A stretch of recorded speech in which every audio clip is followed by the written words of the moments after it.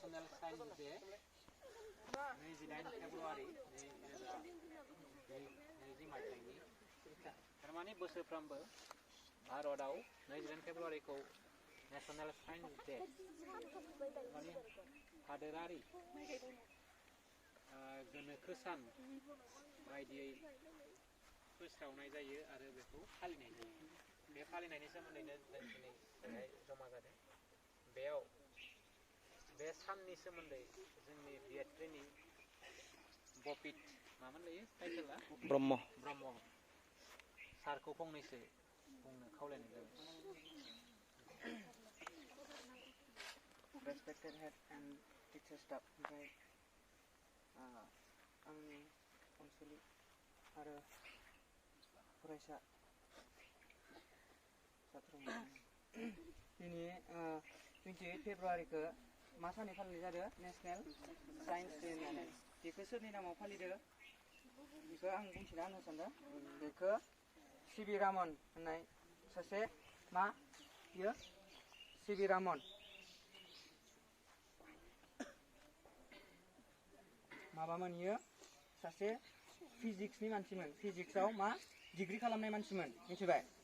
फार्स्टआवनो बियो माव फरायदोंमोन हाई स्कुलखौ माबायाव फरायदोंमोन। फार्स्टआवनो आं सिबिरानि बुंनि फार्स्टआवनो इयो माबा हाई स्कुलाव फरायदोंमोन विशाखापट्टनम हाई स्कुल मा होनदोंमोन सेन्ट एल'यसिस एंग्ल' इन्डियान हाई स्कुल होननायाव बियो मा फरायदोंमोन। बिनि उनाव इयो बिएससि डिग्री 1904 मायथाइयाव माने माबायाव बिएससि डिग्री लादोंमोन इउनिभार्सिटि अफ माद्रास होननायनिफ्राय इयो 1903 मायथाइयाव बिएससि डिग्री लादोंमोन। माव इउनिभार्सिटि अफ माद्रासनिफ्राय मा लादोंमोन बिएससि डिग्री।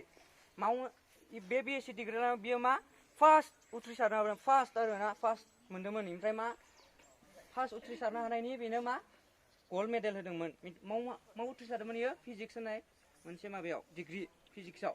ओमफ्राय आरो 1907 मायथाइयाव मा इयो एमएससि डिग्री माव फिजिक्सआवनो एमएससि डिग्रीखौ इउनिभार्सिटि अफ माद्रास होननायावनो बांसिन मार्कसै मा हाइएस्ट डिस्टिंक्सन माने बेलेगफोराबो उथ्रिदोंमोन मा बियो हाइएस्ट मोनदों आरो डिस्टिंक्सन मार्क मिथिबाय।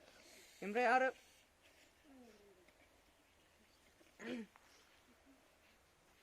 नेशनेल साइन्स डे फालिनायनि मेन अबजेक्टिभआनो जाहैबाय मिथिबाय आवारनेस लाबोनाय। जों सुबुंफोरनि गेजेराव आवारनेस लाबोनाय मा मानि थाखाय साइन्सनि इम्पर्टेन्सनि थाखाय जोंनि सानफ्रामबो मा साइन्सनि इम्पर्टेन्सनि थाखाय आवारनेस लाबोनाय। जों सोरनि थाखाय सुबुंफोरनि थाखाय साइन्सनि बागै साइन्स एन्ड टेक्न'लजिनि बागै।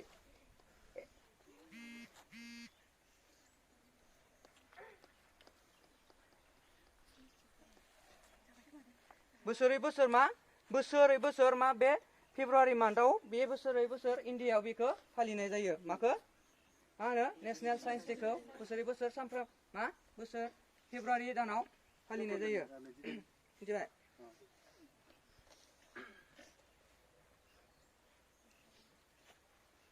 बे दिनखौनो लानानै दिनै ना बे दिनखौ लानानै दिनै 2020आव माने दिनै बे इयाराव बे बोसोराव माने रामनाथ क'विंदआ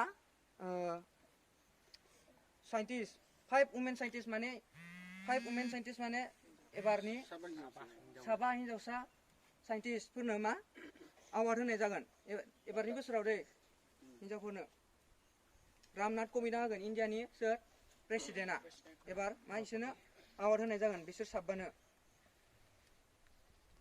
मानि आन्दाराव होगोन इसोरनो माने वुमेन एक्सिलेन्ट एवार्ड होननाय मोनसे ओमफ्राय आरो national award for young women श'इं excellent through application of technology टेक्न'लजिनि बाहायनो थाखाय